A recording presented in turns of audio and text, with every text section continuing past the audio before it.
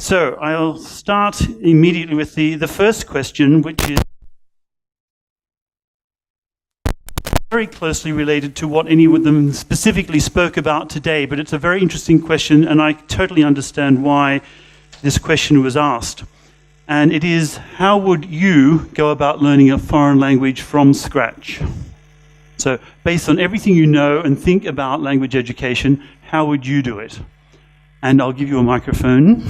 Who would like to start?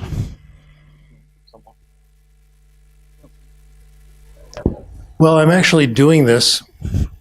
I started Mandarin 2 years ago. Mm-hmm. Wow. I speak to people in Mandarin and they just stare at me. Then they start giggling. It is really amazing. What I've been doing, I have a friend, I'm very fortunate, I have a friend who teaches Mandarin in Milwaukee, Wisconsin. I live in Los Angeles. And she teaches in a very wealthy private school to teenagers. And because it's a wealthy school, they can record all the lessons. Mm-hmm. So I get the recordings and I can play them back. If I were doing another lesson, another language, I would take a class. I would do it in a class that focuses on comprehensible. Perfect would be the kind of demonstration we're doing tomorrow, Jason is doing tomorrow. The class has enormous advantages. The outside world will not give you the comprehensible input you need. People will not speak slowly, etc. You can get more comprehensible input in 5 minutes in a good language class than you can in days and days of being in the country. That's what I would do. Okay, thank you. I'm going to agree with you and disagree with you, Stephen. My experience of language learning at school, we were taught French and I was absolutely hopeless. I couldn't remember the vocabulary list that I was given. I was absolutely hopeless. And I actually started to tell myself and believe, you tell yourself, I'm just not a good language learner. You say, oh, I just can't learn languages. Some people are, some people aren't. And I went with that for quite a long time until I got my first teaching job. And in those days, much to my shame today, but in those days, being a native speaker and having a bachelor's degree in politics meant I could travel virtually anywhere in the world and be an English teacher, right? Because I was native and the native speaker's always best, right? He's there, he's not even listening. He's not even listening. Pay attention. Do you agree with what I just said? Sorry, but I'm teasing you. So I travelled to Sudan with a bachelor's degree in politics, and I spoke absolutely no Arabic, and I had a copy of Sudanese colloquial Arabic, and I went through it, and it didn't help. And I was posted in a small village on the banks of the River Nile with 2 other English teachers, and I went into the market, and I needed to know numbers. And I needed to find out what that was and what that was. So my comprehensible input did come through immersion. That I am still a hopeless Arabic speaker may be part of maybe an explanation why I should have gone to classes where it was better tuned. But for me, that's how it worked. One little addition. Notice I said a class based on comprehensible input. I think we got that. I think for me, I'd do the 2 things which I think helped me learn the one language I already speak quite well in the first place. And that was really a mixture of having somebody who spoke my own first language and the target language better than me, and using that person as a kind of bilingual phrase translator, and to ask that person, how do you say how much is it in this language? How do you say I'm an English teacher in this language? How do you say how do I get to the station in this language? To write that stuff down and to memorize that stuff. Sometimes also having the opportunity to hear that person speak the target language in a way that's beyond your capabilities and being able to ask them, what does that thing you just said mean? And to have that kind of 2-way translation thing. For me, when I was learning a lot of my Indonesian, my first teachers were actually Brits or Australians or Dutch people who'd been living in the country longer than me and who spoke both English and Indonesian. And there was a lot of sort of 2-way translation on a kind of phrase-based, conversation-based level. Secondly, you need the opportunity to practice that stuff a lot, and a lot of repetition, a lot of going over the same kinds of conversations, the same kind of question and answer drills again and again, until you get to that stage of being able to do that stuff automatically without thinking too much about it. Thirdly, I would say something Philip was talking about, which I know was something very useful for me, which was to just learn large amounts of basic vocabulary initially through bilingual word lists. Looking back on that, I think with the caveat that you need to understand that doesn't help you do everything you need to do with those words, but it gets you started, and it gets you to a point where you can at least survive on a day-to-day basis, having that sort of basic stock or store of words which you kind of recognise and can kind of function with. So that would be what I would do if I was trying to approach that again, because that's been my one successful kind of event of really competent foreign language learning, I think. Do you want to speak, Phil? I could say a couple of things. My approach has been slightly weird with German in the last few years. I'm advantaged because I'm living in a German-speaking country. But I've been deliberately choosing all sorts of online things like Duolingo. I'm working through, I'm one of the very few people who've actually completed a Duolingo course. Is that to learn German or to... For German, yeah. And the reason why I'm doing is I wanted to combine learning some German with exploring these particular tools, because I'm interested in. So I've been trying out all this crap stuff, and it's been and I have been learning despite it. The other thing I've been doing is I've been exploring incomprehensible input, and I mentioned Schubert songs, but it's also been Mozart operas and singing along. Some sort of aria from Papageno. No, I'm not going to do that. So this is clearly, I would say I had an A2 level when I started doing it. Nice. This is clearly way, way beyond me. It's completely incomprehensible, but I'm using Google Translate and whatever else to do it. And the other thing that happened was even more incomprehensible, because my partner is a novelist, and she was researching a story for a book which she's just finished. And it's a historical novel set in 1860s, 1870s Vienna.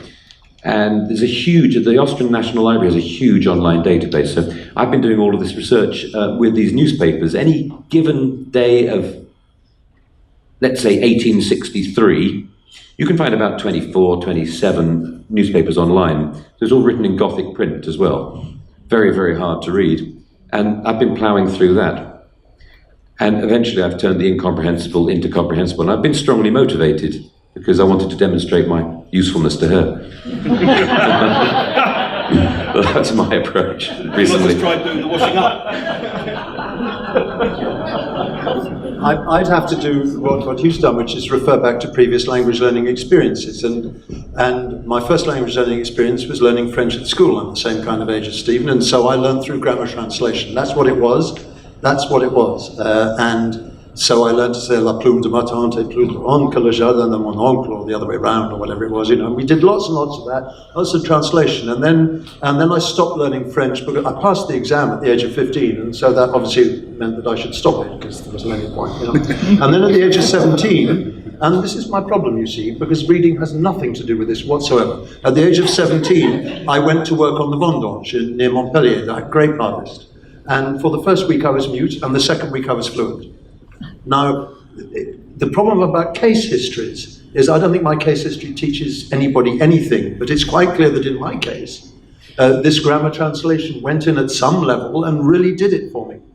My second example, so I would be quite happy to go back to some kind of, let's try grammar translation again and see if it works and see if it had the same effect. Unfortunately, my mental processes are somewhat more atrophied than they were when I was about 15, so it probably wouldn't work at all. But it's just a thought. Second one, of course, is and I've got quite a lot of residual French somewhere in my brain. The second language which I speak well is Spanish. Why do I speak Spanish well? Because I went and lived in Mexico, and I lived in Mexico for quite a few years. How did I get my Spanish? I got my Spanish very similar to what he was saying. When I needed to do something, I found out how to do it, and then you went to do it, and you kind of dealt with the examples.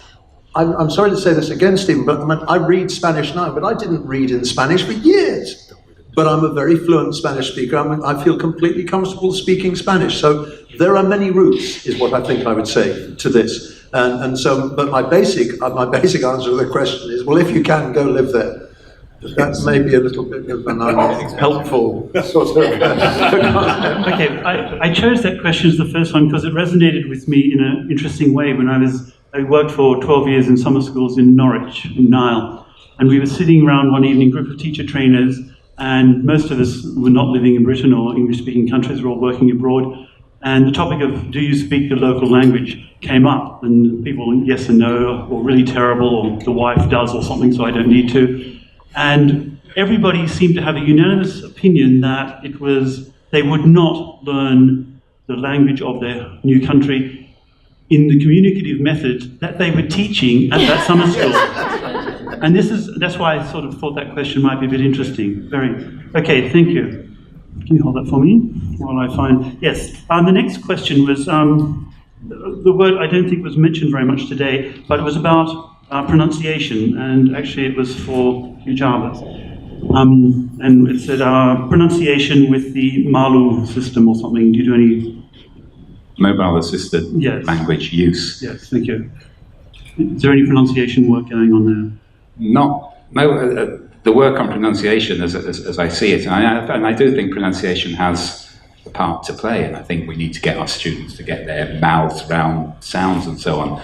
But the work that's going on there is less about mobile-assisted language use, unless there is a breakdown in communication, and then the pronunciation is not allowing language use. But if there is a breakdown in communication through pronunciation, then I think we have to go onto sort of articulating things, and for that it's really mobile-assisted language learning. There are apps, for example. Some of them are quite good, many of them are rubbish, most of them are free. I certainly wouldn't be paying for most of these things because there's so much out there on the internet, websites, apps and so on, to practice these things where you can get people to get their mouths round and repeat sounds, or of course go to a traditional classroom and do that. But of course pronunciation, as we all know, in the broader sense, is not just about articulation of individual sounds, it's about stress and intonation. I went to London last week. Really? I went to London last week. Really? I mean, the dictionary definition of really will be exactly the same, but really and really have two different communicative meanings. And of course, all of that needs to come in. But in terms of Malu, I think it's only if there's a breakdown in communication that the language use is not taking place, and then we've got to look to mobile-assisted language.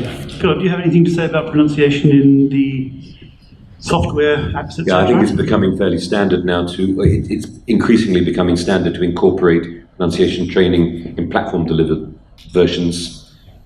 Typically, the way that this seems to be going now is through, first of all, the provision of a model.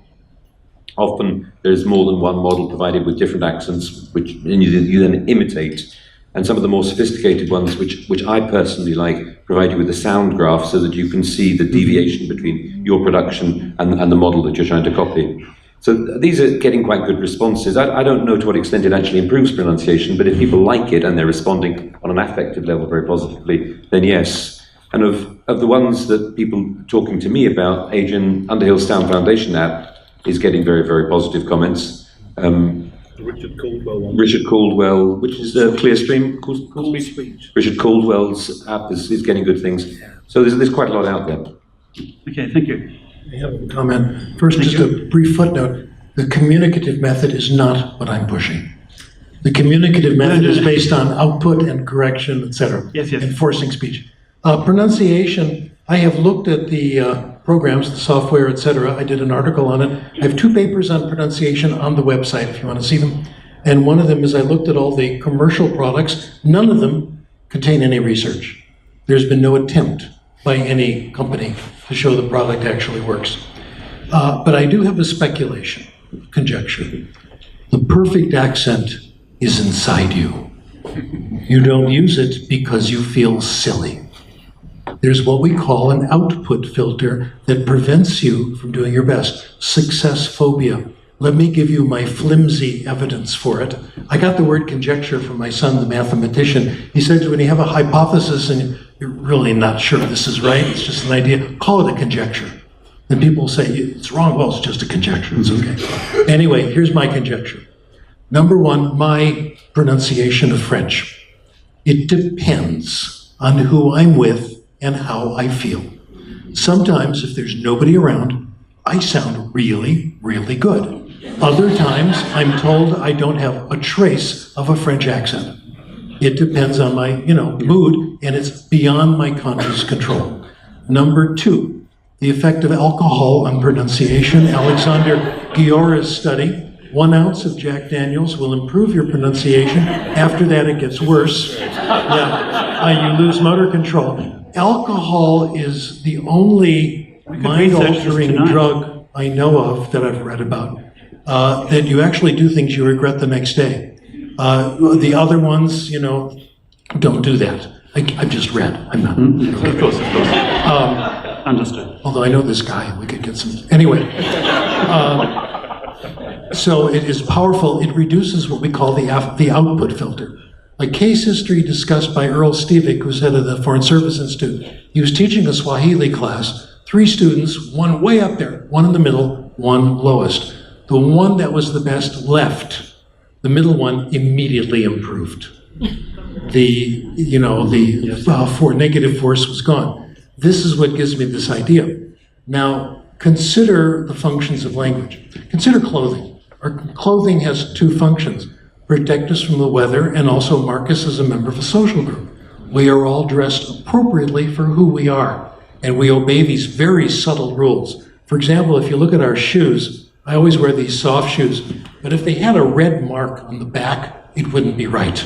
It's a subtle rule that we all recognize. So we dress to show who we are. Same thing with accent. We use language to communicate and to mark us as a member of a group. We all have the capacity to imitate accents in our language. I can imitate a British accent. I can imitate an African American accent. I don't. We've had Dick Van Dyke foisted on us. We take these kind of claims with a degree of skepticism. I can tell you a lot about Dick Van Dyke. Okay, but that's another story. Personal friend of mine. Anyway, he's a wonderful guy. Okay, that's not my. Anyway, going back to don't. I don't because it's not me. I'm not a member of that group. I was in Starbucks in Malibu. I was getting a latte. Next to me was Dick Van Dyke at a table, talking about the dance scenes that he had done and telling his friends how hard it was. And I interrupted him. I said, "Excuse me, sir, that may have been hard, but you were amazing. What you did in Chitty Chitty Bang Bang was the best dancing I've ever seen." He gets up, puts his hand on my shoulder and says, "I like you, tell me more, sit down." That's Dick Van Dyke, nice guy. Anyway, I think that what are the consequences if we actually could develop an accent that's not a group that we feel comfortable with? It's like being slightly overdressed, slightly underdressed. I think we're playing with fire if we do that. Thank you. A question sort of directed at Hugh, but... Which Hugh? I'm sorry, Hugh Dellar, yes? Sorry. The correct spelling. Yes, the correct spelling. I'll referee, okay? When you get outside, I'll referee. I'll hold the guns. So, someone said, is there an opportunity to combine the sort of grammar lexical work that you do with the reading or any of these other things that you do, or do you view them separately? No, of course. I mean, for me, I think, of course there is, yes. Okay. I think for me, the way I would looking at anything in the classroom, whether you're looking at working on a reading text or working on a listening text or doing student speaking or helping students to develop writing, I think the fundamental thing that improves students' ability to do those things better is to do with language development. And I think, contrary to Stephen, I think those things can also be accessed or taught or facilitated in the classroom through a kind of proactive teacher intervention. And for me, just little simple things, like say you're doing a reading, encouraging students to actually just pay a bit more attention to the language that's in the text, as opposed to simply processing the text for meaning, is a way of combining those things. When you're getting comprehension questions and you're getting students to go through the answers, not just accepting that they've processed the meaning, because often students will give you kind of basic regurgitated interlanguage versions of the meaning. You ask them, so why did that problem happen? And they'll kind of go, bicycle crash. If you're just looking for a comprehension of the basic meaning, that's fine. And I think this is one of the problems with the kind of communicative approach that you were talking about, if you're looking to make the students a bit more aware of the language that they've actually encountered in the text, what you then might want to do as a teacher is to go, right, so the guy came off his bicycle when he was going around the corner, and you might just want to rephrase that, somehow push that language a little bit closer to the students and try to encourage them to notice that language a bit more and pay a bit more attention to that. So I don't see them as being separate at all. I would see the approach to teaching all of that stuff as primarily to do with using the reading text or the listening text or the writing lesson as a vehicle and an opportunity for teaching more language, which is what I think drives students' competence in all of those areas. Thank you very much. I can see Dr. Krashen's grimacing here a little. No more Mr. Nice Guy. The gloves are off, dude. I'm a lot younger than you. I've had training. It's the bench pressing. I do respect the insights and experiences of teachers. I hope you will also respect the research results and take a look at the hundreds of research papers, not just the ones I've done, but that others have done, that we've cited, all on the website, etc., that have, I think, answered those issues. We have looked at comprehensible output. We have looked at output plus correction. We have looked at focus on form. We have looked at all these things. We have looked at vocabulary acquisition, and we see what happens when you delay the post-test. And you see much better results from comprehensible input. And we see overwhelming evidence that, as has been said, it does happen slowly, gradually, a little at a time, takes a long time. And comprehensible input, so far, is the only thing that works. You may disagree with the research, but please don't ignore it. Jeremy. Yes, but you see, I've got a real problem with what you just said. I'm not going to question the research. Why? Well, obviously, because I haven't read nearly as extensively as you have. Furthermore, I would say that I'm a huge fan of extensive reading. I write graded readers, and I'm passionate about their usefulness. But I know people who speak and can speak languages who have not got there just through comprehensible input. It is simply not true, unless all my observation is false. And this is my counter to you, because you rely quite heavily on case studies. Well, that's a bit like me. One of the questions I love asking teachers when I speak at conferences, when I speak in conferences where most of the teachers speak English as a second, third, fourth, or fifth language, I say, do all the people who went to school with you speak as well as English as well as you do now? And they say, no. Well, how many? Well, it's only just a few of us. How come you speak English so well? And each one has a case story.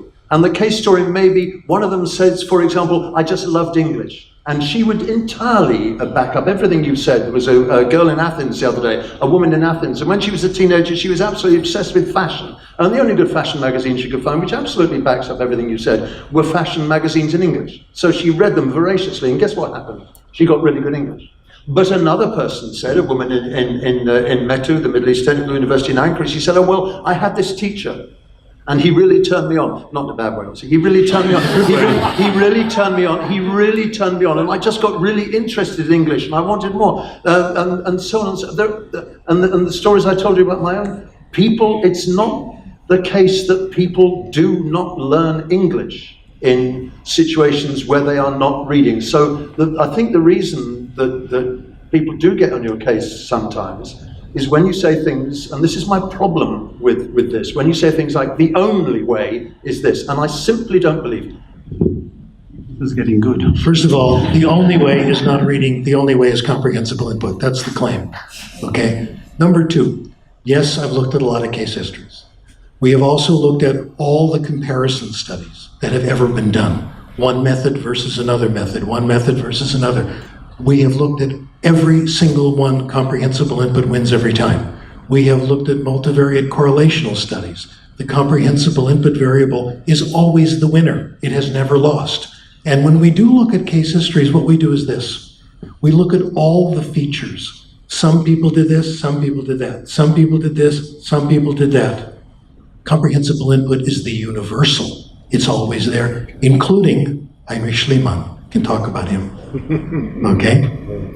So that's why this is the conclusion. And when I say it's the only one, I'm saying this is the hypothesis. Tomorrow, someone could come up with a case history that says it's wrong. One counterexample is enough to sink the entire theory. When that happens, I can retire. We'd have to have someone who had no comprehensible input or very little and still succeeded. Well, but of course we do have those examples, though they're somewhat apocryphal. There's what's her name, Joan in the US. Is her name Joan? This dreadful case of this girl who was kept. Jeannie. I was the researcher on that. I'm fascinated to know that, and I would like to talk. I did the left-right brain difference part of it. Wow. Jeannie. That does exist. Here's what happened with Jeannie. Jeannie was an isolated child who was kept in captivity by her parents until she was around 10 years old. When we found her.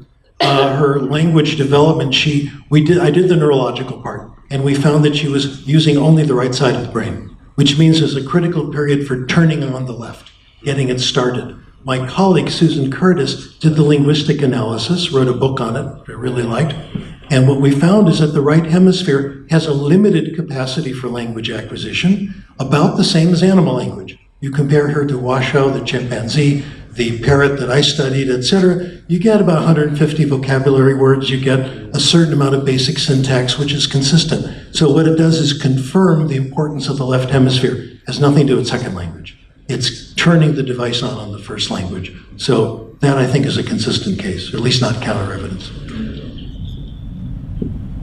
Unless I'm missing something, Stephen. Essentially what you're saying is all of the teachers in the room who, over the years of teaching, believe that they have taught people things and seen those students learn things that they believe that they have taught them and go on to integrate those things that they think that they have taught them are somehow wrong.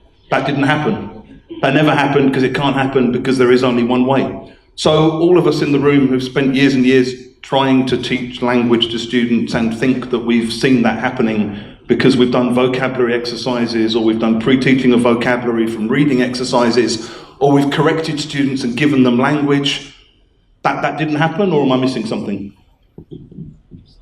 What you're missing is that you haven't read my book, Explorations in Language Use. Here's the explanation there. I've got a book too. Have you got a book? No. And a journal paper in 1999, Foreign Language Annals. Here's what happened. Conscious learning is real.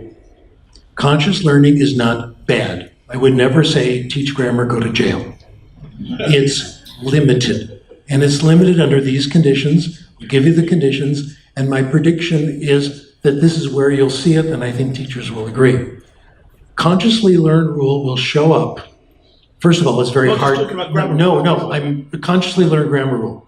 I'm not talking about just grammar rules. I'm talking about language in its holistic sort of sense, whether that's vocabulary items or Do whatever you like. phrases Anything that's or- consciously learned. Okay. First of all, the rules, the grammar rules, and a lot of vocabulary connotations and denotations are very complicated and hard to learn. So we can only learn a small subset of them.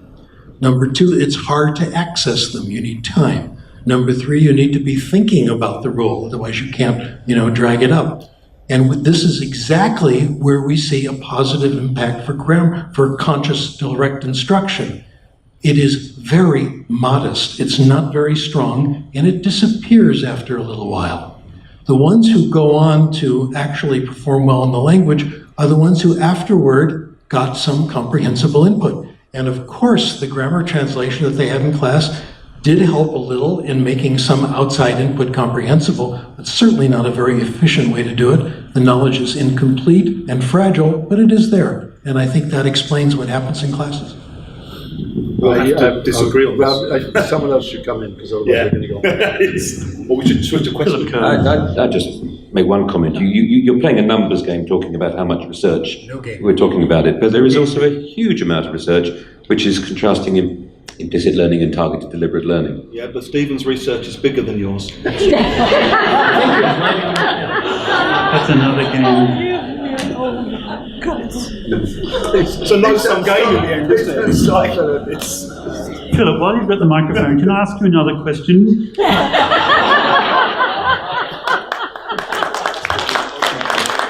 One sentence. Take a look for yourself. www.sdkrashen.com. All of it is up there. That's 2 sentences. Okay, thank you very much. And that was, that was very, very interesting. We're proud to be on site for this. Philip, one of the questions that was posed to you is teaching classes with multiple nationalities. How do you possibly deal with teaching classes that have got multiple nationalities? You've got 10 first languages in the classroom, the things that you were talking about with a translation background. Well, you stick them in a corner and give them a book, I suppose. It's, in what language? There are many activities which will work when you've got multiple nationalities. I mean, probably the most valuable, the single most valuable activity was the one that Hugh referred to earlier on, the reverse translation, which there's a number of researchers, Wolfgang Butzkamp, a German researcher I like particularly, in this particular activity where you translate first from the target language into your own and then with a time interval translate it back into English and then compare, is something which will work in any kind of class setup. Does anybody do that? Does anybody do that activity? Two-way translation. 4 or 5 people. Okay. Yeah, a few more. Okay. Well, if you have mixed nationalities, in some ways it's even more interesting because if we're going first from English to target language, so in one of the schools where I'm working, we might get some translating it into German, some translating it into Wienerisch, some translating into Turkish, Albanian, Farsi, or whatever. When they then come back after an interval and they're working, this person's got a Farsi text and this one's got a German text, they're putting these together to create the English text from it. And that makes it linguistically very, very interesting. I think there are values there which are not to do with language acquisition, but to do with validating different linguistic identities, giving students who are feeling kind of isolated in a class a certain voice. So just as one activity, with the book I wrote, I mean, it's got probably 30% of the activities will work in multilingual classes. There's no shortage of ideas. Thank you very much. Dr. Krashen would like to respond to that, and then that was the last question, I'm afraid. Okay. This goes back to the question of the proper use of the first language. And comprehensible input idea says first language will help when it makes input more comprehensible. So a little bit of explanation, sometimes before, or occasional translation. And I think Philip gave the answer of what to do in these classes, that the students help you out. I've been a student in these classes, many of us have, where one student will get it, pass it along, and suddenly the input is comprehensible for everybody. I thought that was a good approach. I'd like to just add one other thing, because you're talking about the properties of the first language, but I think we should also not forget the properties of the second and third language very often, because the transfer effects from your second or third language, if we can give them those numerical values, to the target language, let's say English, are also very, very significant. And there's a lot of quite interesting research going on at the moment into the way that somebody, let's say, whose home language is German, but they speak Turkish as well with the other members of the family, and they've got a bit of something else, who's learning English. All of these things can feed in. And the more linguistic resources you have to draw on, potentially the richer it is, even with very different languages. Jeremy would like to say a final word. Well, it doesn't have to be final. I'll try and be very quick, and I hope it isn't to be final, but it's your fault for mentioning comprehensible input again. So I just want... comprehensible input? Yes, you did. We know where the blame lies. But I just wanted to say something quite serious about the sort of discussions that have been floating around this little group. I don't think there's a single person sitting up here or in there that doubts the power of comprehensible input. I mean, I can't see why you would ever doubt the power of comprehensible input. Presumably it just means that you need to understand that's what you I mean. hear or see in order to be able to learn it. Yeah. I think that's quite a hard argument to refute. Thank you, sir. Now, but let me just go on very quickly. I'm very, in another life I spent most of my life playing music, and the various instruments I play, I practice them. And I know that music and language are not the same, though they share various bits of the brain, work in the same kind of way, but they're not the same. However, what you know about music practice, and I cannot for the life of me see how this is so different in language practice. What we know about music practice is the idea that you can practice for 10,000 hours and you will then play on the stage at Carnegie Hall is rubbish. Anders Ericsson is very powerful about this, and I can't fault it. And every musician, professional musician I've talked to, and I've interviewed millions of them on this subject because it interests me with its parallels with what we do. They say something like what Anders Ericsson says: unless you practice deliberately, whether it's a musical instrument or language, you might as well not practice at all. In other words, for a musician, it is no good just standing there, as I do sometimes, playing my viola with a vacant mind, because all I do is get a little bit of extra kind of, I suppose, sort of ligament power. But unless I actually use my brain and my cognitive function to focus on what I'm doing, I'm never going to get any better. And I can't understand why one would deny that as a process in language learning, should you wish to do so. Well, I'm sure that's a very interesting discussion for tonight at dinner. Thank you. Could we thank the panel? So that they can't talk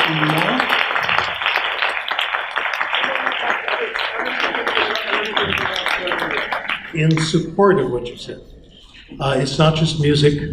Eckerson's work goes for ice skating. It goes for chess, where it isn't the number of games of chess you play, it's whether you study chess. And they tell the story of Bobby Fischer, who was getting this award, and while he was sitting there getting his award, he was busy studying a chess book. Or Bruce Lee, who had the best collection of martial arts books ever. But language and all these other things are different. I'm sure there's an acquired component of these things, because, Suzuki, etc. But language is innate. These other things aren't. It's a That is a further remark. Remembered. Thank you very much. And the only way we can top that is